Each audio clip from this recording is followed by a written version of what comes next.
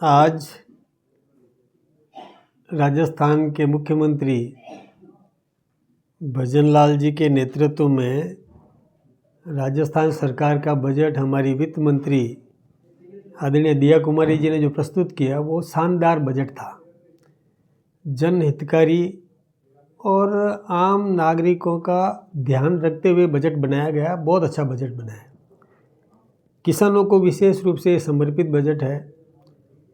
युवाओं को रोजगार दिलाने की दिशा में बहुत अच्छा बजट है।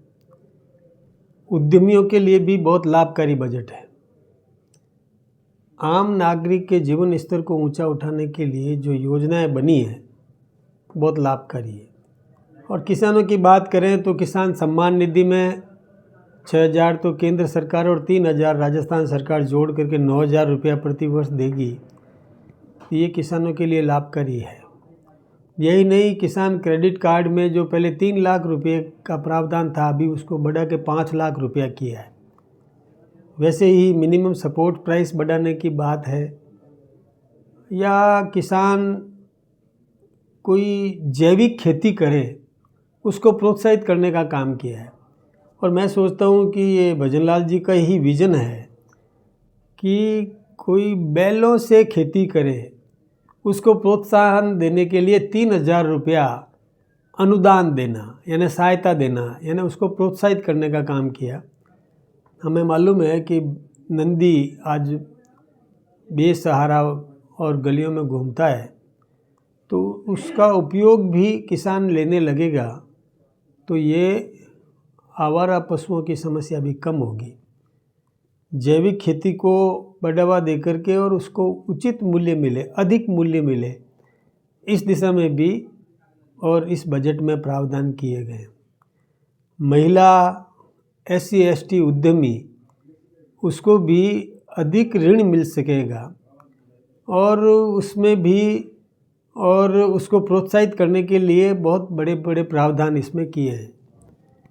ऐसे ही रोज़गार की दिशा में जो गारंटी की थी भजनलाल जी ने वो पूरी करने का काम उन्होंने किया पहले भी, और लगभग 70% जो बजट घोषणाएं उन्होंने पूरी कर ली। और अब आगे भी रोज़गार की दिशा में सरकारी नौकरियां भी मिलेगी और निजी संस्थानों में भी नौकरियां लोगों को मिलेगी। राइजिंग राजस्थान का भी पूरा लाभ लेने का काम किया। यही नहीं 95% उद्यमियों को जो पिछली बार जिन्होंने मांग की थी उनको ज़मीन भी आवंटित कर दी गई। धरातल पर उतरने लगेगा काम। इसके साथ ही कुटीर उद्योग पनपाने की दृष्टि से कच्चा माल जो राजस्थान में उपलब्ध है उसका उपयोग करने के निमित्त कुटीर उद्योग भी पनपेंगे। उनको आसान किस्तों पर लोन मिलेगा, मार्केट उपलब्ध है। और भजनलाल जी ने जो सब से सलाह ली थी, चाहे व्यापारी हो, उद्यमी हो, कर्मचारी हो, मजदूर हो, चार्टर्ड अकाउंटेंट्स है, MLA, ex-MLA, सबकी राय लेकर के और उनका समावेश करने की पूरी कोशिश की है। इस बजट में ऊर्जा के मामले में राजस्थान आत्मनिर्भर कैसे बन सके इसके बारे में भी बहुत बड़े बड़े प्रावधान किए हैं। सोलर पैनल्स लगेंगे, उसमें सब्सिडी दी जाएगी, और जब घरों में सोलर पैनल्स लगेंगे तो बिजली घरों में लोग पैदा करेंगे सोलर से, तो निश्चित रूप से हम ऊर्जा के क्षेत्र में आत्मनिर्भर बन सकेंगे। इसके अलावा भी प्रति माह 150 यूनिट बिजली फ्री देने की जो घोषणा की है, यानी 1800 यूनिट साल की, यानी बहुत बड़ी बात है। ये एक लाभकारी है। पानी के मामले में भी, चाहे जैसे ERCP में भी जो पैसा दिया वो टेंडर भी हो गए, काम भी शुरू हो गया।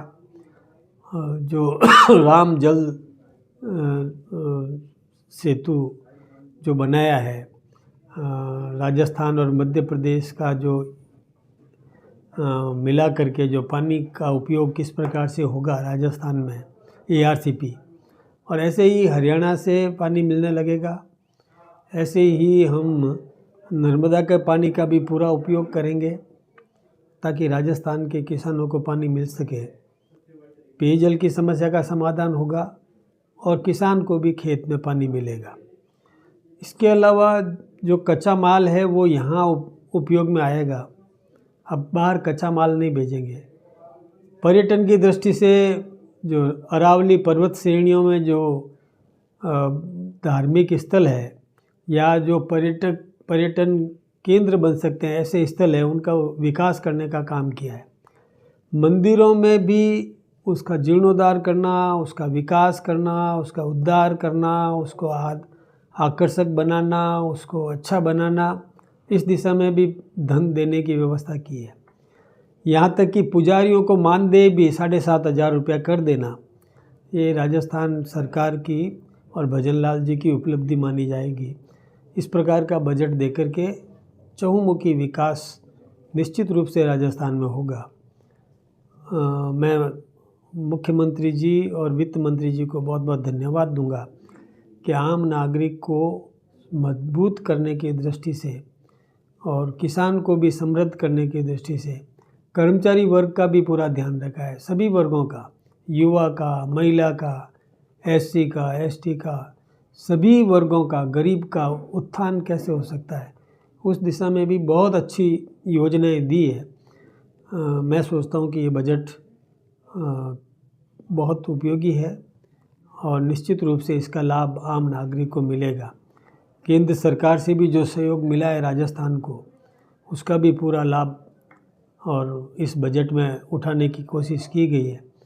जो कलेक्शन होगा, GST कलेक्शंस, उन सब का भी उपयोग होगा। सड़कों के मामले में भी बहुत कुछ दिया है।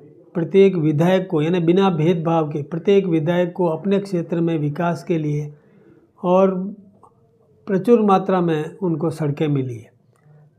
सड़कों का जीर्णोद्धार करने के लिए पैसा मिला है। यहाँ तक कि विधायक अपना जन सेवा केंद्र, जन समस्या समाधान केंद्र स्थापित करे, इसके लिए पैसा दिया है और उसको रख रखाव के लिए भी पैसा दिया है। वहाँ मेंटेन करे विधायक बिना भेदभाव के, चाहे कांग्रेस का विधायक हो या BJP का विधायक हो, सभी को जन सुनवाई करने का अवसर मिले, उनको बैठने का स्थान मिले, इस प्रकार की व्यवस्था की है। मैं सोचता हूँ कि बहुत बढ़िया बजट है। इसका जितना धन्यवाद दिया जा सके, अभिवादन किया जा सके, करना चाहिए। विपक्ष आरोप लगाता है, विपक्ष को अपनी भूमिका निभाने का पूरा अधिकार तो है, लेकिन अच्छी बातों को तो स्वीकार करना ही चाहिए। केवल विरोध करना है इसलिए विरोध करे, ये ठीक बात नहीं है। मैं तो फिर से मुख्यमंत्री जी का धन्यवाद देना चाहूँगा।